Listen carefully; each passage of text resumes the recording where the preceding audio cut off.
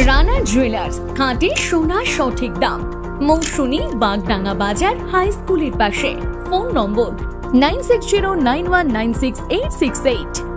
আর jewellers, রূপ থাকলে ধরে দেয়, না থাকলে গড়ে দেয়।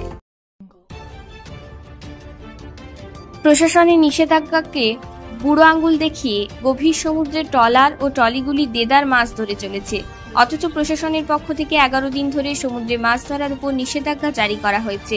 এই বিষয়ে একটি বিজ্ঞপ্তিও প্রকাশ হয়েছে।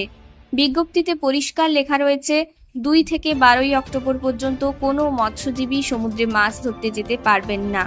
যদি কেউ মাছ ধরতে যান, তাদের উপর আইনানুগ ব্যবস্থা গ্রহণ করা হবে।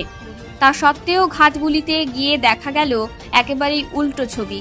ট্রলারগুলি গভীর সমুদ্র থেকে মাছ ধরে ফিরছে।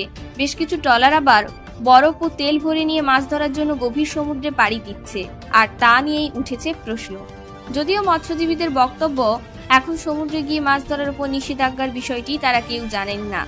জানা গিয়েছে এই সময় মা ইলিশদের বাঁচানোর জন্য প্রশাসনের পক্ষ থেকে এই নিয়ম চালু করা হয়েছিল।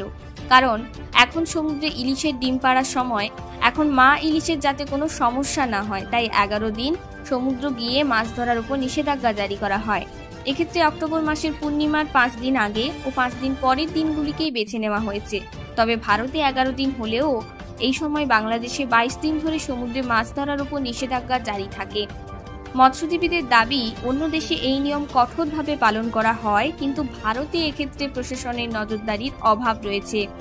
এ বিষয়ে এক মৎস্যজীবী নিরঞ্জন দাস বলেন, এই সময় বাংলাদেশে 22 দিন ধরে সমুদ্রে মাছ ধরার উপর নিষেধাজ্ঞা জারি করা হয়, কিন্তু এখানে এই রকম কোনো নির্দেশ থাকে বলে জানা নেই। প্রশাসনের পক্ষ থেকে সমুদ্রে গিয়ে মাছ ধরার উপর নিষেধাজ্ঞার কোনো নির্দেশও পাইনি, তাই এখনো সমস্ত মৎস্যজীবীরা সমুদ্রে গিয়ে মাছ ধরছে। কাকদ্বীপ থেকে রবীন্দ্রনাথ মণ্ডলের রিপোর্ট, প্রান্তিক বাংলা।